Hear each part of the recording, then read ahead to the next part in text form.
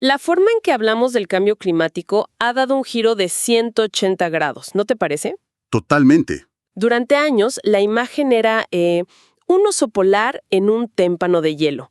Algo lejano, casi abstracto. Sí, como algo que no nos tocaba directamente. Exacto, pero esa imagen ya no conecta. Ahora la realidad es la alerta de inundación en el celular, la ola de calor en nuestra propia ciudad. O el incendio a pocos kilómetros. Ya no es una teoría. Es el reporte del clima. De hecho, la Organización Meteorológica Mundial dice que la frecuencia de estos eventos extremos se ha quintuplicado en los últimos 50 años. ¿Una barbaridad? El problema dejó de ser algo global para convertirse en una amenaza local, muy presente. Absolutamente. Y esa transformación es el punto de partida perfecto para lo que vamos a hablar hoy. Que plantea la pregunta clave. Si los impactos son locales, ¿cómo nos preparamos localmente? O sea, ¿cómo pasamos de entender que el planeta se calienta a saber qué va a pasar con las lluvias en una cuenca específica? Claro, o en un barrio vulnerable de una ciudad. Ahí mismo. Ahí es donde empieza una travesía de datos que es, de verdad, fascinante. Un viaje que va del espacio al territorio. Y esa es la travesía que vamos a seguir. Vamos a desempacar cómo las proyecciones climáticas más avanzadas del mundo, las que maneja la NASA, se transforman en herramientas de una precisión casi quirúrgica. Para tomar decisiones aquí, en el terreno. Justo. Y todo gracias a un proceso que suena a ciencia ficción llamado downscaling y al poder de la nube. Para guiarnos, tenemos los documentos de un curso de la propia NASA y la transcripción de una de sus sesiones. Material de primera mano. Muy bien, pues empecemos por el principio de ese viaje. En las fuentes aparece una y otra vez un término que parece un código secreto. CMIP6. Sí, suena como un droide de Star Wars. Exacto. ¿Qué es eso?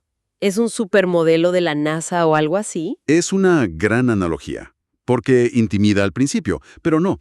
CMIP6 no es un solo modelo. Pensemos en él más bien como el estado del arte de la ciencia climática, pero a nivel colectivo. Colectivo. Sí, el nombre completo es Proyecto de Intercomparación de Modelos Acoplados Fase 6. En esencia, es un esfuerzo global, una especie de Festival Mundial de la Ciencia del Clima. Ok, me gusta esa idea. Involucra a más de 50 instituciones de investigación de todo el planeta, desde el Centro Hadley en Reino Unido hasta el Max Planck en Alemania, y cada una corre sus propios modelos. ¿Y cuántos modelos son en total? Más de 100 en total. Más de 100. Es como tener 100 opiniones de los mayores expertos del mundo sobre cómo será el futuro. Exacto. Cada modelo es una simulación súper compleja de la física, la química, la biología de la Tierra. Y al compararlos todos, los científicos pueden ver en qué coinciden. ¿Y en qué no? Claro. Esas áreas de consenso son las que nos dan la mayor confianza. Es la base de los informes del IPCC, de las políticas globales, es el punto de partida de todo. Entiendo la importancia a nivel global, pero aquí me surge una duda fundamental. A ver.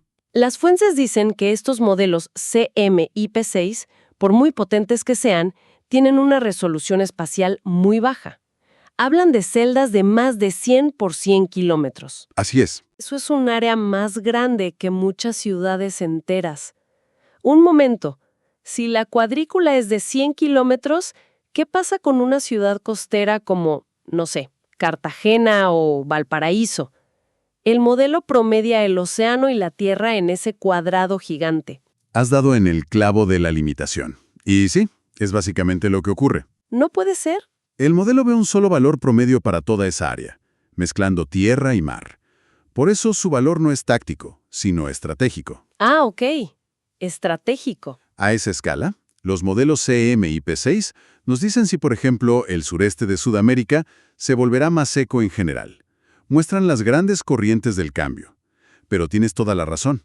Para un gestor municipal que tiene que decidir si eleva un dique, esa foto borrosa no es suficiente. Claro, era la pieza que faltaba en el rompecabezas. Totalmente. El CMIP6 es la transmisión global. ¿Necesitamos una antena local o un decodificador para que el mensaje tenga sentido en mi calle? Supongo que aquí es donde la NASA entra en juego, ¿no? Exactamente.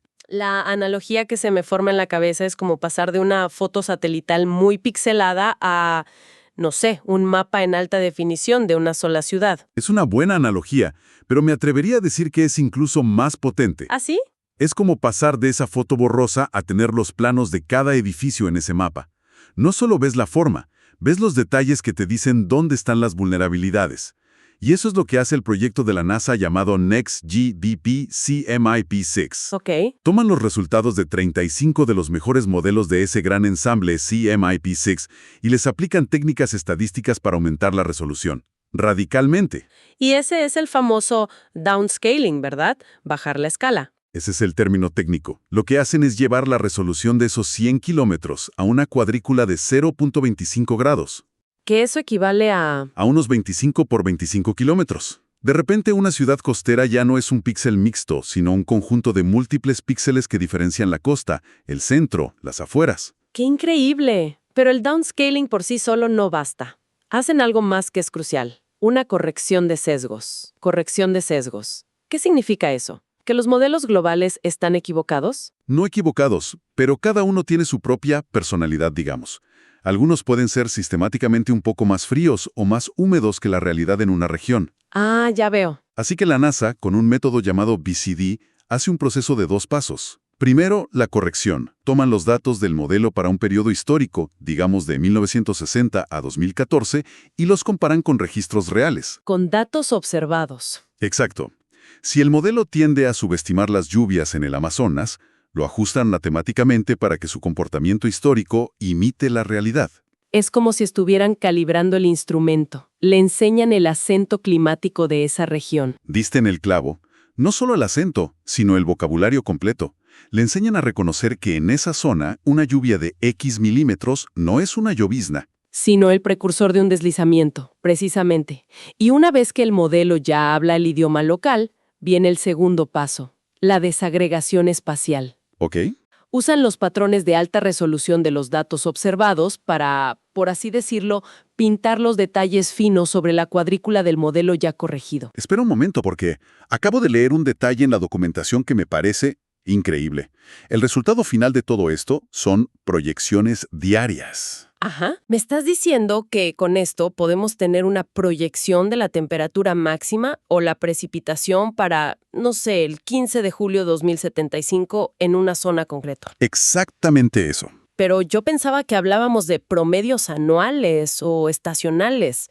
Esto es un cambio de juego total. Ese es el poder de este conjunto de datos. No son promedios, son series de tiempo diarias desde 1950 hasta el año 2100 para 9 variables climáticas clave. 9 variables. Esto te permite hacer preguntas mucho más sofisticadas. Ya no preguntas cuánto más cálido será el promedio en 2080. Claro, ahora puedes preguntar, ¿cuántos días con temperaturas superiores a 35 grados podemos esperar en el verano de 2080? ¿O aumentará la frecuencia de sequías de más de 30 días? Y esas son las preguntas que realmente necesita responder un gestor de recursos hídricos. ¿O un agricultor, por ejemplo? Vale, esto es asombroso. Hemos completado la segunda etapa del viaje de los datos. La información global de CMIP6 ha sido traducida por la NASA a un lenguaje local útil. Pero mi mente salta al siguiente problema práctico, el tamaño. Las fuentes mencionan que todo este conjunto de datos, el NextGDP, ocupa unos 30 terabytes. 30 terabytes. Es una cantidad de datos que no puedes ni imaginar. Mi disco duro se llena con las fotos de las vacaciones. ¿Cómo se supone que alguien sin acceso a los servidores de la NASA maneje esa información? Parece que tenemos una herramienta increíble, pero guardada bajo llave. Y esa es la última etapa del viaje, y quizás la más revolucionaria de todas, porque la bóveda se ha abierto para todo el mundo. ¿Ah, sí? La solución a ese problema masivo de datos se llama Google Earth Engine. Y es clave no pensar en ello como una página web o un visor de mapas. Entonces, ¿qué es? Hay que imaginarlo como un superordenador de escala planetaria al que accedes desde tu navegador. Un superordenador en el navegador. ¿Cómo? ¿Cómo funciona eso? Google Earth Engine no solo almacena catálogos gigantescos de datos geoespaciales, décadas de imágenes de satélite y sí, el archivo completo de 30 terabytes de NextGDP. ¿Ok? Sino que, y esto es lo que lo cambia todo, te da el poder de cómputo para procesar esos datos directamente en la nube. O sea, en lugar de descargar los datos a mi máquina. que sería imposible. Tú envías tu código, tus preguntas, a sus servidores. El análisis se ejecuta allí, donde viven los datos, usando miles de ordenadores en paralelo. Y a mí solo me llega el resultado final, un gráfico, un mapa. Exacto. Lo que me voló la cabeza del video de la capacitación fue ver esto en acción. El instructor compartió su pantalla, escribió unas 20 líneas de código. Sí, es increíble verlo. Y le pidió al sistema: para Nebraska, usando este modelo y este escenario, calcula la tendencia de olas de calor por década hasta 2100. Y en, qué sé yo, menos de 10 segundos, ¡pum!, apareció un gráfico en la pantalla. 10 segundos. Algo que, como decían, antes hubiera requerido meses de trabajo y un clúster de supercomputación. Ese ejemplo lo resume todo. Es, sin exagerar, la democratización de la ciencia climática de vanguardia. Rompe por completo la barrera de la infraestructura. Totalmente. Piensa en lo que esto significa en la práctica. Un hidrólogo en una pequeña municipalidad andina. Un biólogo en una ONG en Centroamérica.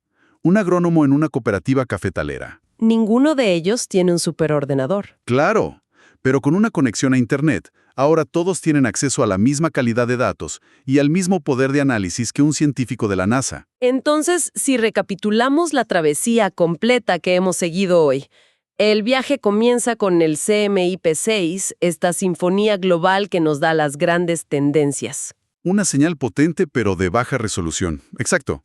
Luego, la NASA intercepta esa señal y actúa como un traductor experto a través del proyecto NXGDDP, aplicando el downscaling. Para bajar esa información a una escala local, detallada y diaria que es útil para el análisis de impacto. Y finalmente, la última milla. Plataformas como Google Earth Engine actúan como el distribuidor universal. No solo poniendo los datos al alcance de todos, sino proporcionando el motor para analizarlos instantáneamente, sin barreras. Es un ecosistema completo. Sí, es un ecosistema. Exacto. Y lo fascinante es que la combinación de estos tres elementos no es solo un avance tecnológico.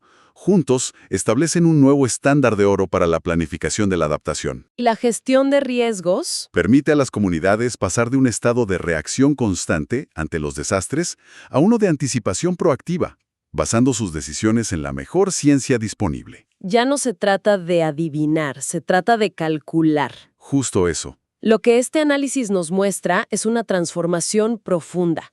Hemos pasado de ser espectadores pasivos de proyecciones globales a tener la capacidad de convertirnos en actores informados, en arquitectos de nuestra propia resiliencia a escala local. Si conectamos esto con el panorama general, la implicación es enorme.